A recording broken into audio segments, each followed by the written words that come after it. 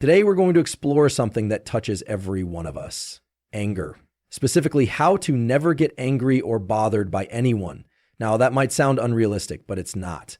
Because what we're really talking about is understanding how the nervous system functions, how the mind interprets social interactions, and how we can create buffers, neurobiological and psychological, that allow us to remain in control.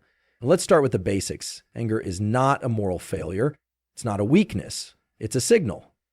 At a neural level, anger arises when the brain perceives a threat, often to ego, status, or sense of fairness. The amygdala, a region of the brain associated with emotional salience, becomes active. The sympathetic nervous system, the fight or flight system, is recruited. Heart rate increases.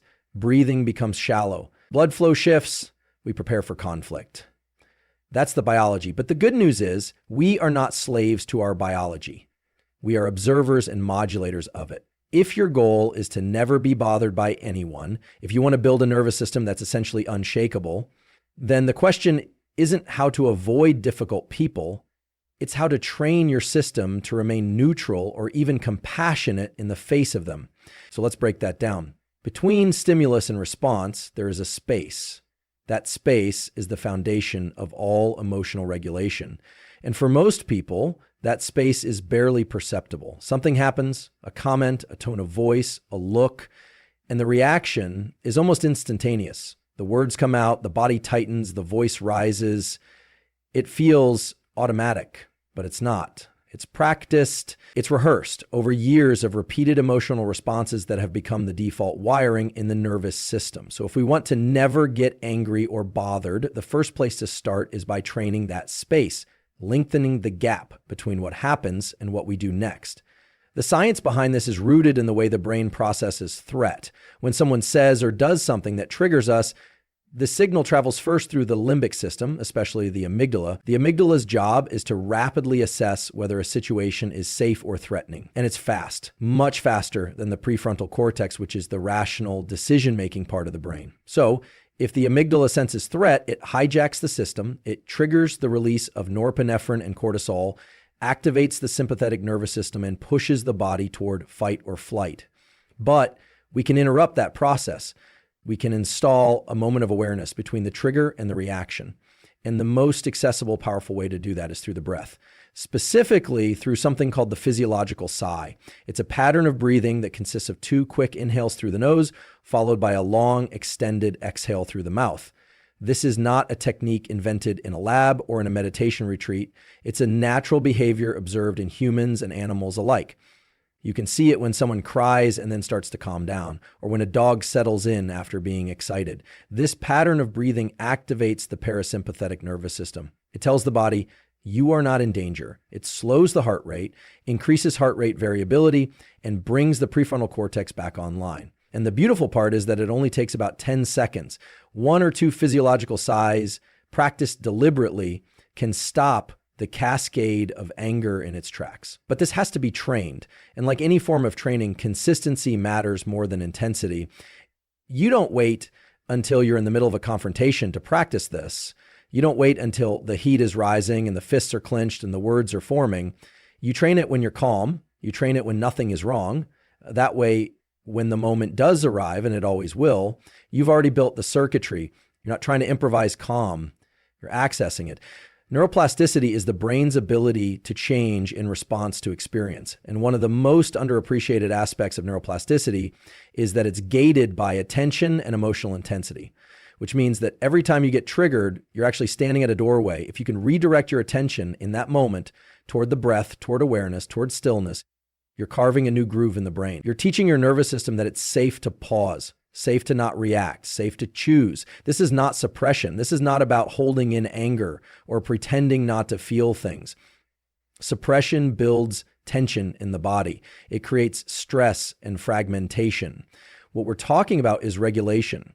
Regulation means acknowledging the emotion, but not being ruled by it. It means being able to feel the activation rising, tight chest, heat in the face, pressure in the head, and respond with a signal of safety. There's a kind of power that comes from knowing you don't have to react. You don't have to match someone's energy. You don't have to defend your ego. You can just pause, breathe, and let the wave pass. And it does pass. That's one of the great truths of emotion. It's transient. Most anger left alone will dissolve in 90 seconds or less. It's only when we feed it through thought loops, through inner dialogue, through verbal escalation, that it grows into something unmanageable. So the pause is not passive. It's not weak. It's an active intervention. It's a practice of strength. And the more you practice it, the less reactive you become, not because you've numbed yourself, but because you've built capacity. The space between stimulus and response gets wider. You start to live in that space. And in that space, you're free. One of the most powerful shifts you can make in emotional regulation is learning to reframe how you see the people who trigger you. For most of us, when someone behaves rudely, dismissively, or with arrogance, we interpret that behavior as a direct challenge, a threat to our status, a disruption of fairness, an attack on who we are. And from the brain's perspective, that perceived threat triggers the same neural circuits that would fire if we were in physical danger. The prefrontal cortex, responsible for rational assessment, gets overridden by limbic activity. In particular, the amygdala interprets the social slight as a type of attack. Adrenaline and cortisol levels rise. The sympathetic nervous system prepares the body for conflict, even if the enemy is just someone rolling their eyes in a meeting. So the first step is recognizing what the brain is doing. It's reacting based on evolutionarily old mechanisms. In ancestral environments, social cohesion was essential for survival. Being excluded or disrespected could literally be a matter of life or death. Today, most of those situations are not life-threatening, but our biology hasn't changed much. What has to change is how we interpret the behavior of others. And that's where reframing comes in. Reframing is the cognitive act of choosing a different perspective. It doesn't mean denying what's happening. It means assigning a different meaning to it. Someone cuts you off in traffic. Instead of telling yourself they're an inconsiderate person, you can tell yourself they're in a hurry for a reason you don't understand. Maybe they're rushing to a hospital. Maybe they're simply not paying attention. Either way, you release the assumption that their behavior is a personal insult. That shift matters because it changes your emotional response. It interrupts the anger circuit and replaces it with curiosity or neutrality or even compassion. This isn't just a mental trick. It's a neurochemical shift. When you reframe the situation, you engage the prefrontal cortex. You activate executive function, which allows you to override emotional reflexes. The prefrontal cortex has strong inhibitory connections to the amygdala. So when it's engaged, the emotional intensity can dial down. This is why people who practice reframing regularly through cognitive behavioral tools or mindfulness-based approaches tend to be less reactive over time. They've literally changed their brain. Now let's take it further. What if you didn't just reframe the situation, but the person? What if, instead of labeling them as toxic or negative, you saw them as a training partner? The way someone training in a gym doesn't resent the weight they're lifting. They welcome it because they know that's how strength is built. In the same way, difficult people can be viewed as part of your psychological training. They provide resistance. They reveal your weak points. They give you the chance to practice staying regulated under pressure. And the moment you see it that way, something shifts internally. You no longer need the other person to change in order for you to feel peace. You no longer depend on others being agreeable for you to feel balanced. Instead, you begin to find a kind of internal sovereignty, a stable baseline, because your emotional state is now anchored in choice, not reaction. There's also something important to understand about emotional projection. Often the people who are the most aggressive, dismissive, or irritating are not doing so out of strength. They're doing it out of dysregulation. Their nervous systems are overwhelmed. Their sense of self is fragile. Their behavior is often a defense mechanism, an attempt to protect themselves from shame, fear, or insecurity. When you start to recognize this, not from a place of moral superiority, but from a place of clarity, your whole relationship to confrontation changes. You begin to see behavior for what it is, an expression of internal state, not a measure of your worth. And once you understand that, you begin to get strategic. You stop giving your energy to every comment, every glance, every provocation, not because you're avoiding conflict, but because you're conserving energy. You're optimizing. The same way you wouldn't chase down every barking dog on the street, you don't emotionally engage with every passing disruption. You choose your responses deliberately. That's not detachment, it's discipline. Emotional discipline means not letting someone else's dysregulation determine your state. It means you remain the regulator of your own system, regardless of external noise. The people who trigger us the most are often the ones we secretly give the most power to. And the moment you take that power back, not by dominating them, but by no longer needing anything from them, you become free. When you master reframing, you stop seeing the world as something that owes you emotional comfort and start seeing it as a place to sharpen your own presence, awareness, and control. When we talk about emotional immunity, what we're really discussing is the ability to endure stress without being overwhelmed by it. It's the capacity to face the emotional challenges life throws at us, whether that's a difficult person, an unforeseen setback, or even an existential crisis, and remain stable. This doesn't mean being impervious to all feelings or becoming a robot. It means being resilient enough to process those feelings without losing control or being swept away by them. Building emotional immunity is like training your immune system. You don't wait until you're sick to start working on your health.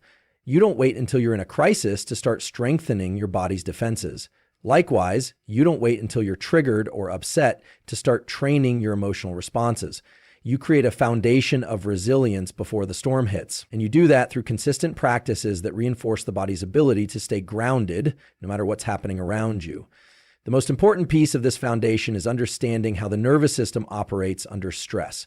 The autonomic nervous system has two main branches: the sympathetic nervous system, which is responsible for the fight or flight response, and the parasympathetic nervous system, which is responsible for rest, relaxation, and recovery. Both systems are crucial, but we are often caught in a cycle of overstimulation, where the sympathetic nervous system is chronically activated, especially in modern life, where stressors are constant and relentless. When we are chronically in a sympathetic state, we feel more reactive, anxious, and less able to handle emotional challenges. On the other hand, when we can activate the parasympathetic system intentionally, we can enter a state of calm and clarity. This is why practices like meditation, deep breathing, and even something as simple as walking in nature can have such a profound effect on our emotional resilience. These practices are not just ways to relax, they're tools for training the body's ability to switch into a state of calm when needed, even in the face of stress. One of the most powerful tools for creating emotional immunity is the vagus nerve, which is the longest cranial nerve in the body. The vagus nerve plays a key role in regulating the parasympathetic nervous system. It is also intimately connected to emotional regulation. When the vagus nerve is activated, it helps reduce heart rate, lower blood pressure, and promote feelings of safety. This is why techniques like deep breathing, cold exposure, or even chanting have such a strong impact.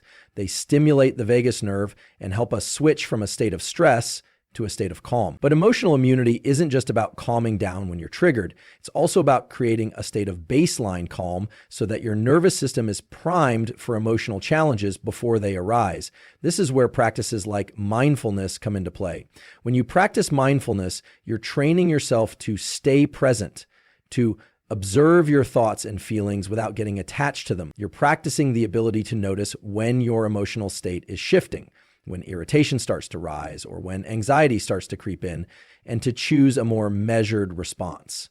It's not about forcing yourself to feel a certain way. It's about training your body and mind to be present and to respond from a place of clarity rather than reactivity.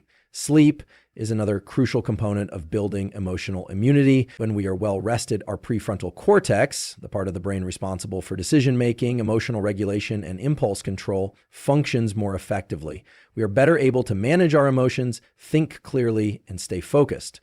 On the flip side, lack of sleep impairs our ability to regulate our emotions.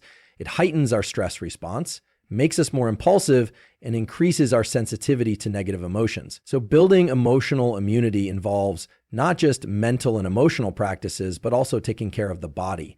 Adequate sleep, proper nutrition, and regular exercise all play a role in strengthening your emotional resilience. Another important aspect of emotional immunity is exposure. Just like with physical exercise, you have to challenge your emotional system in order to build strength. This doesn't mean putting yourself in abusive or toxic situations. It means intentionally seeking out experiences that make you slightly uncomfortable. This could be as simple as engaging in a difficult conversation, putting yourself in a social situation that feels awkward, or taking on a project that pushes you out of your comfort zone.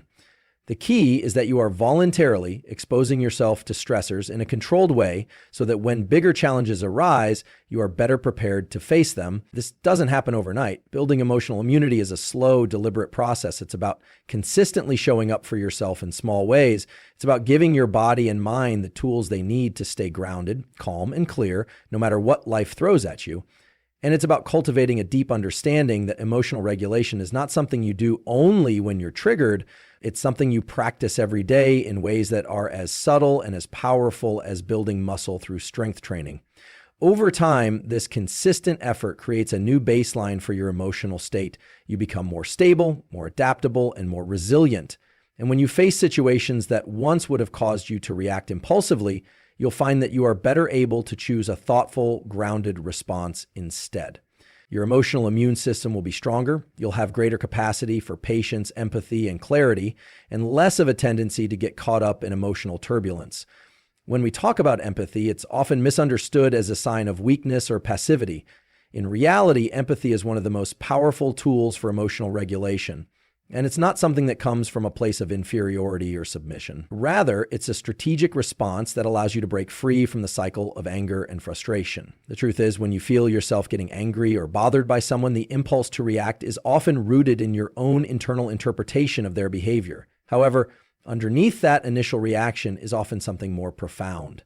A deeper, quieter understanding of the other person's pain, fear, or unresolved emotional distress. When you start to shift your perspective and see others not as adversaries, but as individuals acting from their own complex psychological landscapes, you begin to disempower the triggers that once controlled you. Anger is a secondary emotion. It rarely arises from a vacuum. More often than not, it is a response to hurt or fear. When someone cuts you off in traffic, when a colleague speaks dismissively to you, or when a friend forgets your birthday, the initial emotion that arises isn't necessarily anger. It's usually something deeper, like hurt, disappointment, or fear of rejection. Our first response is often to mask that vulnerability with a layer of anger because anger feels more powerful, more assertive. It gives us a sense of control, as if we can protect ourselves from further harm by expressing it. But here's the truth. Anger may momentarily mask the vulnerability, but it never resolves it. It only perpetuates the cycle of emotional disturbance. This is where empathy comes in. When you begin to view the source of your anger through the lens of empathy, you start to recognize that most people are acting out of their own internal struggles, fears, and unresolved pain. When a colleague snaps at you, it might not be about you at all. It might be about the stress they're under, the insecurity they feel about their position, or the unresolved conflict they're carrying.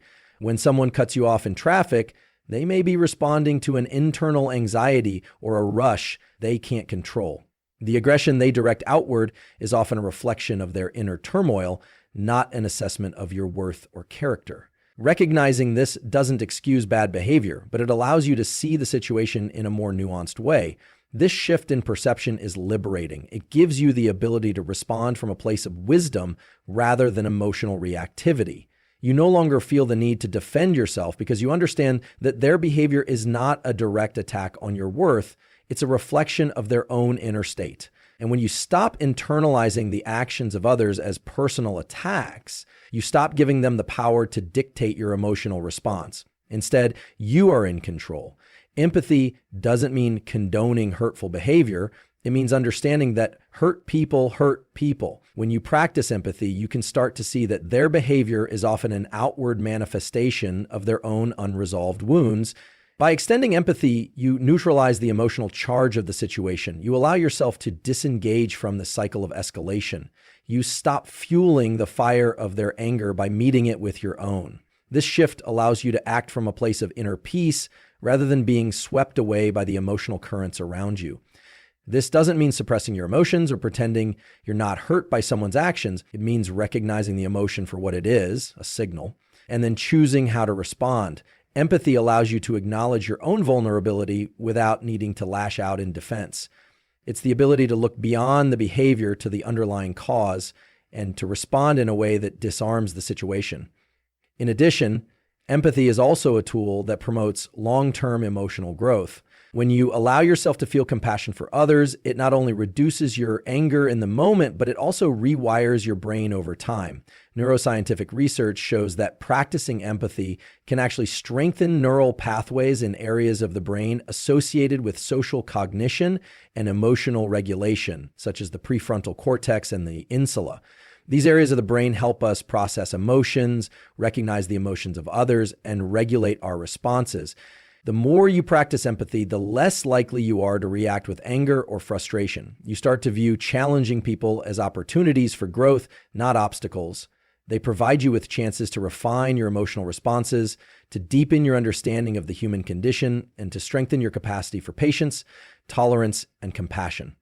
It's a paradox. The more you practice empathy, the less you are emotionally disturbed by others. The more you recognize that people act from their own wounds and fears, the less you feel personally attacked. You stop taking things personally, and in doing so, you become immune to the emotional volatility of others. At the heart of this process is the understanding that the ability to control your emotional reactions lies not in trying to control others, but in changing the way you perceive them. When you see people through the lens of empathy, you naturally begin to disarm your own triggers. Their actions lose their power over you. You begin to cultivate a deep sense of emotional freedom, one that is not contingent on the behavior of others, but anchored in your own ability to stay grounded, regardless of external circumstances. This is the ultimate form of strength, not needing to react to every emotional provocation, but choosing to respond from a place of understanding, compassion, and personal sovereignty.